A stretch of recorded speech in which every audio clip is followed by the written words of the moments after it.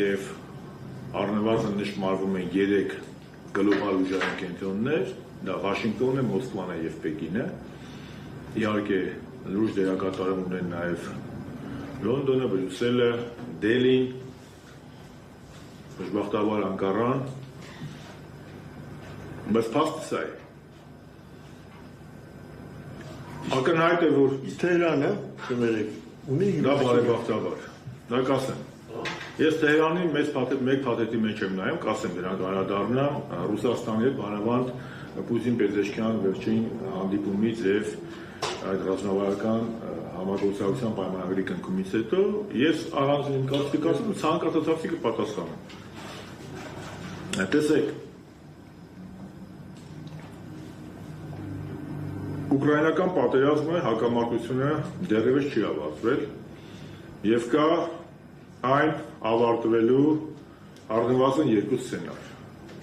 Սցենար համար 1. Զելենսկին իր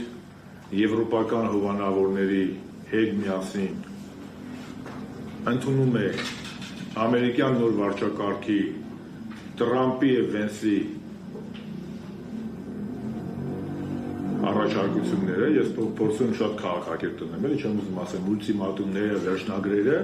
բայց մեծ ցանկության դեպքում առաջարկությունները ասելը դա ուլտիմատում առաջարկությունները, այդպես ասենք, որի արդյունքում Ուկրաինա ինքնիշխան պետությունից քիչ բան է մնում։ Երկրորդը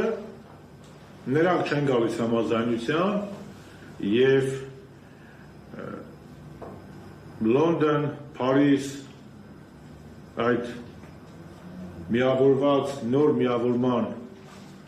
արդյունքում Կիևը փորձում է նոր ռազմական օժանդակություն ստանալ եւ մինչեւ վերջին ուկրաինացին պայքարել հանուն արևմուտքի շահերի, արդեն եվրոպական արևմուտքի շահերի։ Երկու դեպքում էլ Ուկրաինա պետության համար լավ հեռանկարներ չեմ տեսնում։ Ակնհայտ է, որ կան հակամարտություններ, հակասություններ Վաշինգտոնի եւ Միացյալ Եվրոպայի միջև, սա ակնհայտ է։ Ինչով դա կավարտվի, չեմ կարող ասել,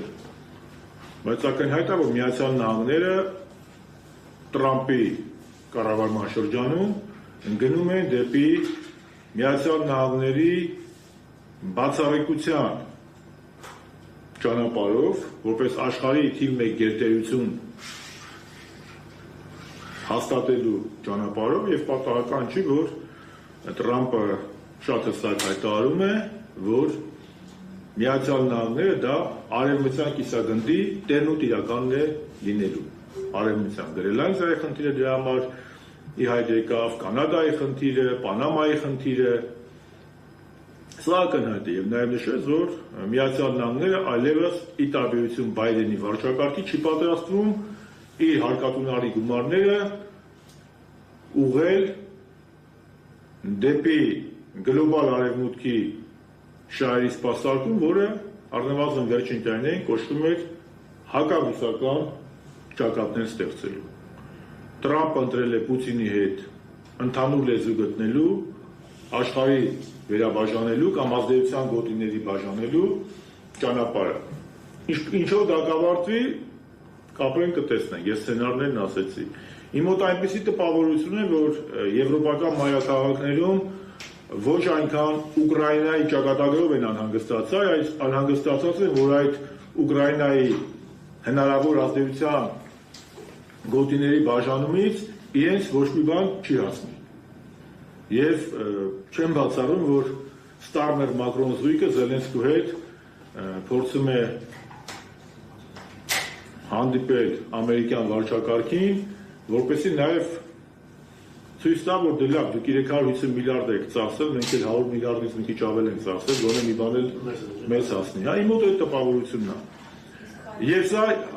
ասում եմ, սա եւս մեկ անգամ հստակ ցույց է տալիս, որ Հայաստանում ապրող այն արևմտամոլների կարծիքը, որ ահա Եվրոպան գալու է եւ մեզ փրկելու է ադրբեջանա-թուրքական սպառնալիքից, դրանք դատարկ խոսքեր էին եւ քաղաքական տգիտության շարքին էին կասվում, որովհետեւ հավաքական արևմուտքը, գլոբալ արևմուտքը, գլոբալիստական արևմուտքը Ուկրաինային օգտագործեց հակառուսական ճակատ ստեղծելու համար, Ուկրաինայից ստացավ հակառուսաստան, բայց դրանից ինչ օգուտ ստացավ Ուկրաինան, մենք չենք տեսնում, երբեմն Եվրոպայի ամենամեծ երկիրը շուրջ 40-50%-ով բնակչությունը պակասել է, մի հատված զոհվել է ռազմաճակատում, շատ մի մեծ հատված էլ արտագաղթել է երկրից, եւ բոլոր նրանք, ովքեր որ հույս են կապում միացյալ արևմուտքի կամ գլոբալացված արևմուտքի օգնության հետ, կարող եմ եւս թող տեսնենք Ուկրաինայի եւ Զելենսկու այս խայտարակ վիճակը, արևմուտքի ցինիկ պահվածքը եւ տեսնեն Հայաստանի իրավիճակը։